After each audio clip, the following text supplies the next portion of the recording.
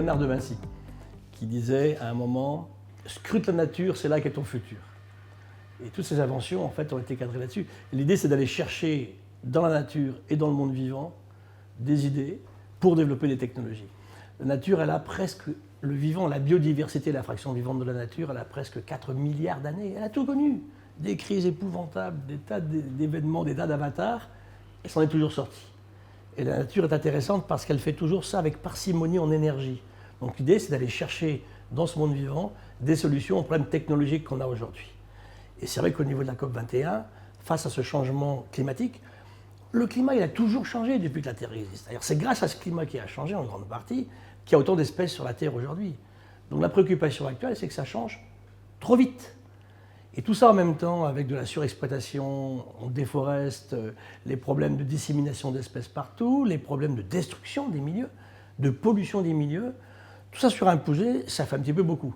Donc aller chercher dans le vivant des idées, des innovations qu'on va utiliser, transformer en technologie, pour avoir demain des sources d'énergie, des inventions très diverses et variées, du recyclage, bien plus efficaces et à très faible coût énergétique que ce qu'on a aujourd'hui.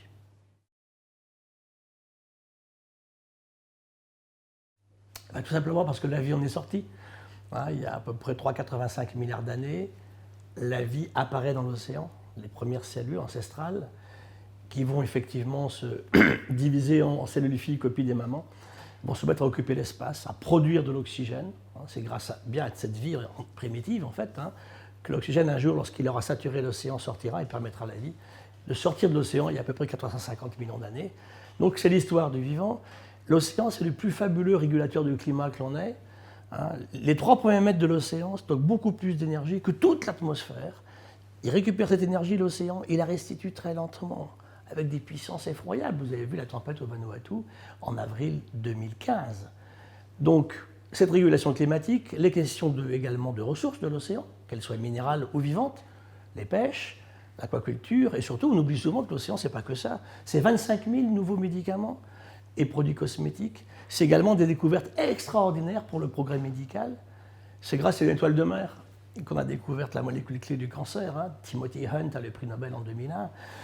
Eric Kandel trouve les bases moléculaires de la mémoire grâce à une petite limace de mer qui n'intéressait personne, qui est moche comme tout, mais qui est géniale. Et puis enfin, la transmission de l'influx nerveux, un des plus hauts prix Nobel jamais acquis, a été acquis grâce au nerf de calmar. Ne me demandez pas pourquoi, mais il est 1000 fois plus grand en section qu'un nerf humain. Donc dans l'océan, il y a ces ressources extraordinaires, régulateurs du climat, gigantesques milieux, qu'on doit beaucoup mieux respecter. Ce n'est pas uniquement pour passer en bateau sur la surface, cet océan. C'est le plus grand volume offert à la vie sur la Terre aujourd'hui de très très loin. On connaît à peu près 300 000 espèces vivantes dans l'océan aujourd'hui.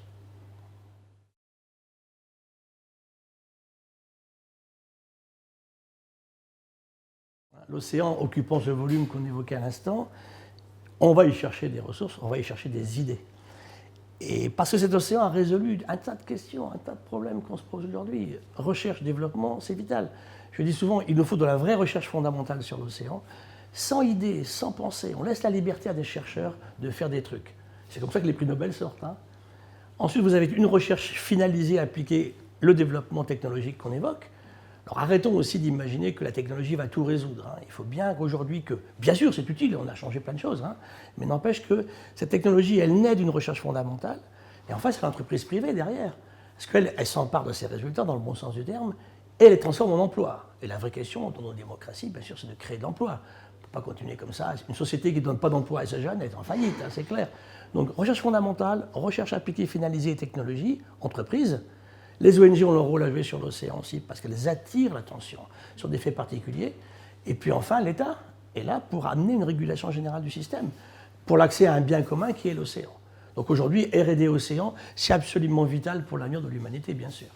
Il nous faut demain être capable d'exploiter raisonnablement en respectant la ressource. Le vivant, on l'exploitera en maintenant la renouvelabilité du vivant. Tant qu'on fait ça, ça marche, bien sûr. Pour les ressources minérales, réfléchir à ce qu'on fait avant de commencer. Tout ceci bien organisé à des coûts d'énergie les plus bas possibles nous permettront demain de beaucoup mieux vivre, c'est absolument évident.